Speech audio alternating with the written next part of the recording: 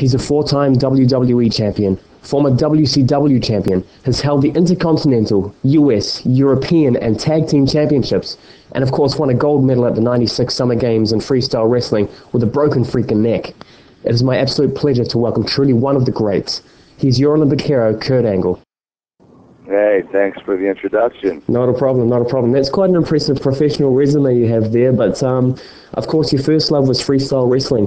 How close did you come to competing at the 2004 Games?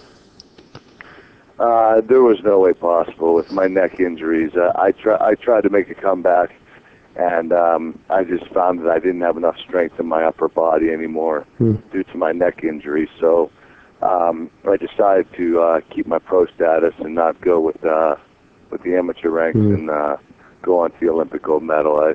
It was just too competitive, and I found that even with Vince's blessings, he wanted me to go ahead and try out for the team, but I just couldn't do it physically. Are you involved in the sport in any way at present? Yeah, I'm not directly involved. I go to events. I went to the NCAA championships. They picked me as one of the 15 all-time greatest ever wrestlers in the NCAA history, which was a great award for me. That meant just as much to me as the Hall of Fame did. So I keep in contact with some local programs here in Western Pennsylvania, and also I like to go to the NCAA championships and see the younger wrestlers that are going to be our future Olympians. But, and I watch as much as I can on TV. Now they have the Real Pro Wrestling. I've been able to catch a couple of those. They're here in the United States, where we took our Olympians and we turned them pro, and they have 8 different cities that go against each other, and they have teams that have no meets, and it's actually quite interesting. They have different rules. They're kind of mixed between freestyle Greco-Roman and USA style wrestling. So it's a good little mix. I like it. Well, what differences are there in weight and cardiovascular training between amateur and pro? I found that in amateur training, I trained a lot more intense. I used to train up to 9 hours a day. I believed that I wasn't going to be the quickest, the strongest, the biggest, the smartest, but I knew that I would be the most conditioned athlete there because of my work ethic. I did things, if you ever read my book or if you ever have a chance, you'll see my training schedule was borderline torture. And I believe that in a process called fatigue training, you train till you're fatigued, and then that's when your training begins. In other words, when you're ready to fall over on your face, that's when you start training. And I found that worked for me tremendously, because a lot of my matches went in overtime, and my opponents couldn't stay with me in overtime, and I was able to beat them. So what I did is I kept the match close during regulation, and then I turned on the afterburns, and the guys just couldn't keep up with me. And that's how I won the U.S. title, the Olympic trials, the world trials, the world title, and the Olympic title in 2 years. You debuted with the WWE in '99. Was there one moment or event when you just knew you'd made the right decision? You know what? I started watching. I wasn't a wrestling fan, a pro wrestling fan. I started watching when I signed. As a matter of fact, about 3 months before I signed, I watched Raw's War, and I watched Stone Cold Steve Austin, The Rock, and D'Lo Brown, and different guys that were making a name in their Too Cool at the time. It was very entertaining, and I realized that these guys were more than just entertainers; they were tremendous athletes. And so I decided that this was the right fit for me. I wanted to get into entertainment. I want to eventually do movies, but I wasn't finished being an athlete yet. So I'd have to say that my biggest turning point was the day I got in that ring. And a lot of amateur wrestlers have problems with being able to convert to pro wrestling. I did it in one day. And Pat Patterson was there, one of our greatest wrestlers of all time, one of our agents in the company, and he saw how quickly I adapted, and he knew right away that it wouldn't take me long to get on the TV. So I have to say my first day is when I grew this tremendous passion and love for sports entertainment. And I trained and I studied it like I did to win the Olympic gold medal, and that's why I had success so quickly. When I set my mind to something, I want to become the best, I become the best. And a lot of my peers, the fans might not think so because, you know, on a popularity level, you have the good guys that you like and your bad guys you don't like, and they think the good guys are more popular. But among our peers, our wrestlers and agents in the company, they all consider me the best wrestler in the business, and that means a lot to me. Around that time, hardcore and high-risk matches were the norm, and you were at the forefront of making mat wrestling appealing again. Is it difficult to engage live audiences with the mat-based style? Well, I think we were going too far. I think that ECW created a monster. I think that the WWE and WCW at the time started to go a little bit overboard, and their athletes were getting injured. And when I came in, Vince wanted me to be a wrestler, what I was, what I am. And yeah, I am partially responsible for the change. You know, to go out there and to wrestle, because that's what it is. We're in the World Wrestling Entertainment business. If you have the word wrestling in there, then why not do it? If you're not, if you're gonna do all hardcore, then it should be called the World Hardcore Federation. You know, and so I think Vince had a plan with me. He knew I had a lot of talent in the wrestling aspect, and what we found out is our fans are just as intrigued by Kurt Angle going in there and wrestling Shawn Michaels or Eddie Guerrero or Rey Mysterio or Chris Benoit. They're just as intrigued, if not more, than any of those hardcore matches. So we kind of turn the fans nice and slowly, and I give a lot of credit to Triple H. I give a lot of credit to The Undertaker. I give a lot of credit to guys like Chris Benoit and Eddie Guerrero. I give a lot of credit to myself. So there are a lot of guys that pioneered the change and went in the ring and started telling a story instead of just beating each other over the head with chairs and trash cans and trash can lids and all that crazy stuff, falling off of 20-foot cages. And, you know, an athlete can only last so long. And when you're building superstars in the WWE, the most important thing is consistency. You want them to be on TV week after week. You want the fans to see these superstars that they created. And if they're doing all these crazy stunts, which don't mean anything, and the fans aren't going anywhere as long as you put on great matches, you do all these crazy stunts, you're not going to have any athletes. Right. Your superstars are going to be hurt, and you're going to end up with nothing. You've mentioned a number of names just then, and with those guys, you've had some just truly outstanding matches in your career. Most recently with Shawn Michaels at WrestleMania. Have you got sort of one or two? I do want to say before you go on, Shawn Michaels, I consider, is one of the greatest of all time. For me to be able to wrestle with him at WrestleMania, it was a blessing from God, because, you know, Shawn wasn't supposed to come back after his injury.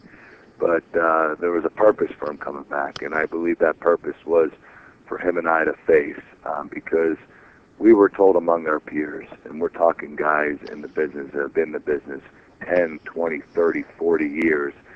Bobby the Brain Heenan came up to me and said that was the greatest match he's ever seen in his life. Guy JBL, you know, a wrestler today that had no reason to go up to me and tell me, but he came up and said, that's the best match I've ever seen in my whole life. That feels good, that, you know, because Shawn and I didn't do anything crazy. The only thing he did dive off the second rope onto the table. But other than that, we didn't do anything too crazy. We went out there, had a very great, solid match, and Shawn Michaels did his thing, I did mine, and we came up with one of the greatest matches ever in the history of the business. Shawn's one of the greatest of all time. Bret Hart, it's well documented that he said he'd wrestle you in a heartbeat if he were able to. How does that rate in terms of compliments, and who would win the battle of the sharpshooter versus the ankle lock? You know what? That would be a hell of a match. That would be a great match. That would be the one thing that I'd like to do before I retire. Bret Hart is another one that I know that him and I would be considered one of the top two greatest matches ever. You know, Shawn Michaels and I believe, had the greatest match ever. Shawn and Bret had a 1 hour Ironman match about 8 or 9 years ago that I thought was just a about as good as mine and Sean's match. But I've always said that I wanted to wrestle Brett. Brett just physically can't do it. If he could, he would. And, you know, I didn't take it as an insult, but, you know, Brett said that he would have the same kind of match with me as he would with Shawn Michaels or Chris Benoit or Eddie Guerrero. I believe that we would have a better match than that, especially with the trade-off of submissions and, you know, and just the, you know, the way both of our characters are, the seriousness of the match and the intensity would be there. I think that Bret Hart and I would have one of the greatest of all time matches. And if he is open to it, and I don't know if he is, and Brett, if you're listening, I'm more than happy to face you at any event. It doesn't have to be WrestleMania. It could be anywhere, anytime. I'd love to wrestle Bret Hart. That would be that'd be a dream for me. Yeah, it'd be fantastic. The term "they love to hate him" just seems to be made for you. You know, fans love chanting "you suck," but at the same time, they're willing to cheer at the drop of a dime. What do you think it is? Why fans have such an affinity with you? Oh, you know what? It's a respect factor. You know, the fans enjoy. Put it this way: when I'm wrestling, nobody's going for T-shirts or popcorn. They're sitting down and they're watching my match. They're studying my match. They're watching something transpire. You know, I consider it not just a wrestling match. I consider it my art. And what I do is I don't just go out there and do a bunch of moves and a bunch of spots. I tell a very good story, and I was taught that by all-time greats like Sergeant Slaughter and Pat Patterson and all the agents. And I believe that the reason why I've had so much success. Sorry, little girl, you okay? Okay, sorry about that. The reason why I've had so much success is I've had a lot of good teachers, and the fans are going to like the best wrestlers. And when you're as good as I am, or as good as Chris Benoit or Triple H, you know, there's no way around it. Triple H probably has more fans that like him than hate him, and he's the biggest bad guy on Raw. So, you know, I'm considered the biggest bad guy on SmackDown, myself and JVL. But, you know, it's a respect factor. They want to see me wrestle, and a lot of times they want to see me win. Why? I don't know. With Shawn Michaels, half the crowd booed and half the crowd cheered. So, you know, that's just the way it is these days. You know, some of the bad guys aren't always bad guys. I was in Hawaii facing John Cena, and they were chanting Angle. And John Cena is probably our top good guy in the whole company, the whole WWE. So it all depends where we are. And I think it has a lot to do with some people are wrestling educated and they love wrestling, and some people like the characters, you know, like the John Cena character or the Hulk Hogan character, and they'll cheer for them. But if they're more technique and wrestling oriented or educated that way, like people in Hawaii or people down in Texas, you're going to have a lot of fans cheering for the more technical wrestler. That's a great example. When I'm over in Japan, I'm a good guy. There's no ifs, ands, or buts. They want me to win. What would fans be most surprised to learn about you? Something that's probably I don't know. I guess what I enjoy more than wrestling is I have a daughter and I have a bunch of nieces, and I am I'm a very good dad and a tremendous uncle, and I like girls. I like you know, I have nephews too, but I get along better with the little girls for some reason. They tend to kind of leech to me, and you know, I enjoy that. I enjoy spending time. I love kids. So, you know, although I'm the bad guy on TV and I'm not very friendly, I have a soft heart for little girls, and I have 14 nieces, and I have a daughter. Hopefully, we're trying for a second baby, and I don't know if you know this, but a lot of amateur wrestlers have kind of a curse, especially the successful ones. They seem to always have daughters. They never have sons, and we can't figure out why. We're probably because there has to be something in that wrestling room when the temperature goes above 120 degrees and you're training there every single day. I think it kills your X chromosomes or something. Wow. Sounds quite we likely. end up having just daughters. It's a curse. But it's not a curse to me. It's a blessing. So I'd have to say that what would surprise fans is that I really enjoy spending time with kids. It's a lot of fun. Awesome. And I'm a kid at heart anyway. That's why I'm in the WWE, and I don't want to grow up. Yeah. I just want to continue to be a kid and do what I do. You know, I don't consider my job a job. I consider it playtime, and it's a lot of fun. Well, that leads perfectly into this question, Kurt. This is the most hard-hitting of journalistic questions you could get in your career. Who wears the gold medal, so to speak, in the Angle household? You know what? My wife does. I spend too much time away from home. She's the boss. She runs the house, and I pretty much just keep my mouth shut and do what I'm told. But, you know, she's a trooper. Yeah, we're gone 250 days a year, sometimes 300 days a year, and she takes care of everything for me. I literally don't lift a finger when I'm at home. My only responsibility is to play with my baby, and that's not a job to me. That's fun. So she pretty much does everything. She's a handyman around the house. She cleans the house. She cleans the pool. She cleans the cars. She makes sure everything's done. The bills are paid. All I do is come home and play with my daughter. So I've been blessed. God's blessed me with a great family, a tremendous wife, and a beautiful little girl. How did you break the news to Karen that you were getting your head shaved? Did you wind up sleeping on the couch for a few nights? You know what? Fortunately, she likes bald men. So she wanted me to shave my head before it even happened. I never wanted to. I said, Karen, I don't want to shave my head. I like my hair. It makes me feel younger. But Vince felt that, Mr. McMahon felt that it would make me look mean or give me an edge. So he, when I got my head shaved, he said, keep it off. And we decided to do that. But you know what? I'm glad now because who knows? I'm probably receding as we speak. So it's just good to have it off. Now I don't have to worry about it. Well, now we may never know. Yeah, we might never know. You're right. So Judgment Day is coming up. It's airing live here in New Zealand on Monday, May the 23rd. You've got your sights set on Booker T. Certainly gotten personal real quick, this one. How's it going to go down? Is Booker going to be a troubled man come Judgment Day? Yeah, when you see SmackDown this week, it was pretty serious. It was some good stuff. Booker and I have wrestled a couple times, and what I can promise is not just an intense match, but this match will steal the show.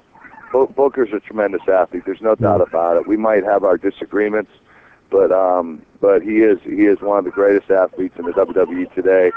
And him and I having a match, we're going to steal the show. So I'm challenging anybody on the WWE roster that's going to be in the show to try to beat our match, and I don't think it's going to happen.